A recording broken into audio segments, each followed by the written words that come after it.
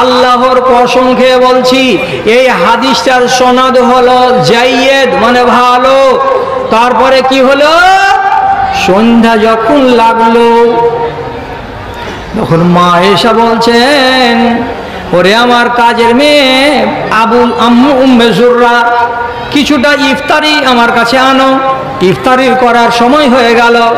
যখন ইফতার নিয়ে আসছে তার কাজের মেয়ে বান্দি, তখন বান্দিটা বলছেন, লাও ইশতারাইতা লানা মিনহা তুআমান আও লাহমান লাআকালনা। আম্মা জান, আজকে যে আপনাকে সকালবেলায় 1,80,000 দিরহাম দিয়ে পাঠিয়েছিল আপনার বহিন বেটা, ওই টাকাগুলো থেকে খানিকটা যদি বাজার করে নিতেন বাজার থেকে, তাহলে আজকে সন্ধ্যাবেলায় আপনি ইফতার করতেন মাংস আর রুটি দিয়ে, আর আপনি মালিকিন হয়ে যখন মাংস আর রুটি খেতেন, তো আপনার বান্দি হয়ে আমিও আজকে মাংস আর রুটি খেতে পেতাম।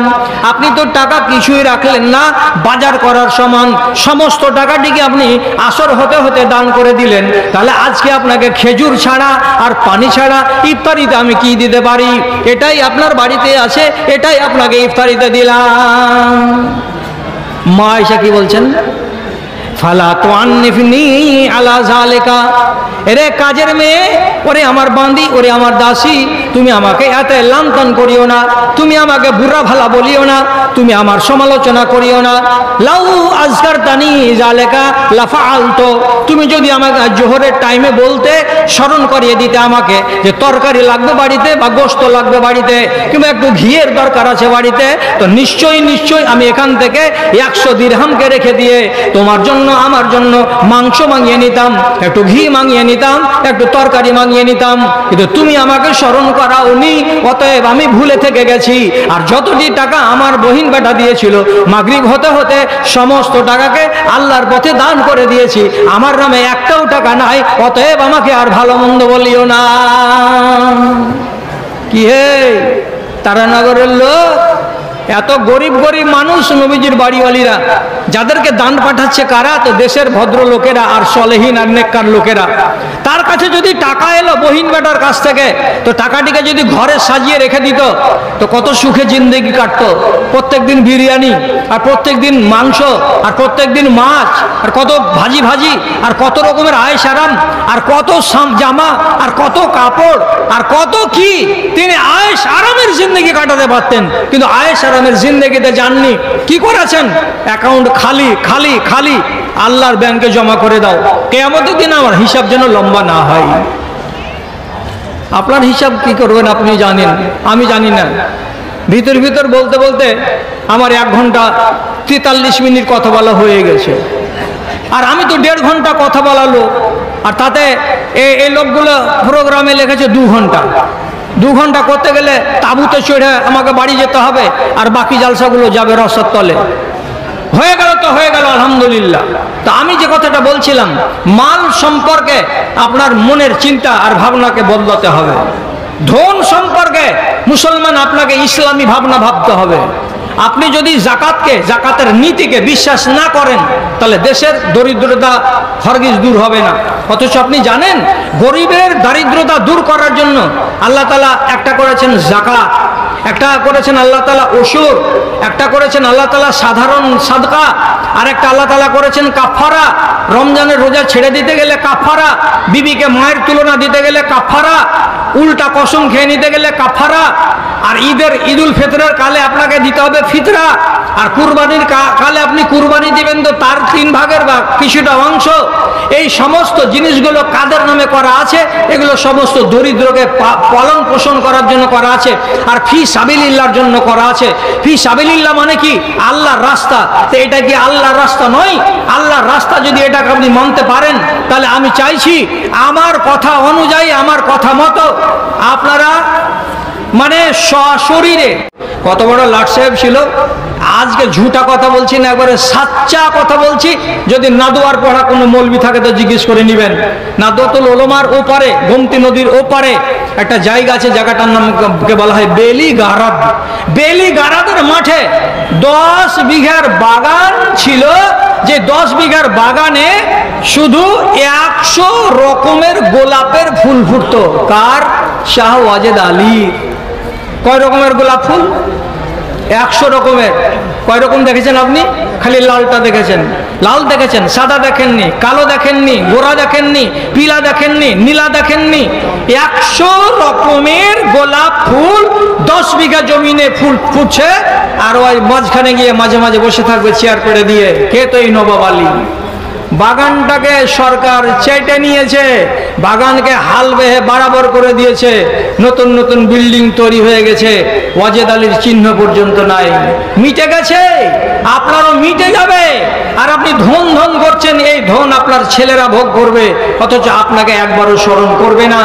এটা দুনিয়ার রীতি, এটা দুনিয়ার নীতি। আমি নাম নিচ্ছি না, নাম নিতে গেলে মানুষের মনে কষ্ট হবে। আমার চোখের দেখা, আমার বিশনপুর গ্রামে এমন এমন লোক কবরে চলে গেছে, যার নাম নিয়ে আজ তার পোতারা 500টা টাকা মাদ্রাসাতে দান করে না। উমুকের জমি ভোগ করছি, বলেছিলাম না 8 ঘন্টা আগে। আপনি বলছেন আমার জমি। আপনার জমি যদি হয় তো কত বড় আমি নাদান। আপনি বলেন 60 সালের রেকর্ডটাকে কোন রেকর্ড বলে? এসআর না আরএস রেকর্ড বলে? 60 সালের রেকর্ডটাকে কি বলে? জি, আরএস রেকর্ড না এসআর রেকর্ড বলে? যাই হোক, এলআর রেকর্ড। 60 সালের রেকর্ডে, এলআর রেকর্ডে কার নাম ছিল? তো বল্লাবকরের হাজী সাহেবের নাম ছিল।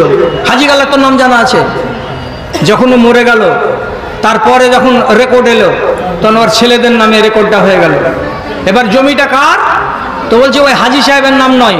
এবার আপনি বলবেন ওয়াহেদ হাজী, মকবুল হাজী, বদ্দু হাজী, হাসান হাজী, অমুক হাজী। ওই সমস্ত হাজীদের জমি নয়। কার জমি? ওদের বেটাদের জমি। আর যখনই আবার ওই হাজীটা মরে গেল, তখন নতুন সেরেস্তাতে আবার রেকর্ডে চলে আসলো কার নাম? তাদের আওলাদের নাম। তাহলে জমি আপনার? জমি আপনার হলে আপনার নামে থাকতো, আপনার নাম জীবনে কাটতো না। আপনার বাপের জমি আপনি কাটিয়ে নাম করেছেন, আপনি কবরে চলে যাবেন, আপনার নাম কাটিয়ে আপনার বেটারা করে নেবে। এভাবে আপনারা আপনার সম্পত্তিকে পরের হাতে তুলে দিয়ে চলে যাবেন। যেই ছেলেগুলোর হাতে তুলে দিয়ে যাচ্ছেন যে জমিগুলো, সেই জমিগুলো থেকে আল্লাহর নামে কিছু হক বের হবে কি হবে না আপনি জানেন?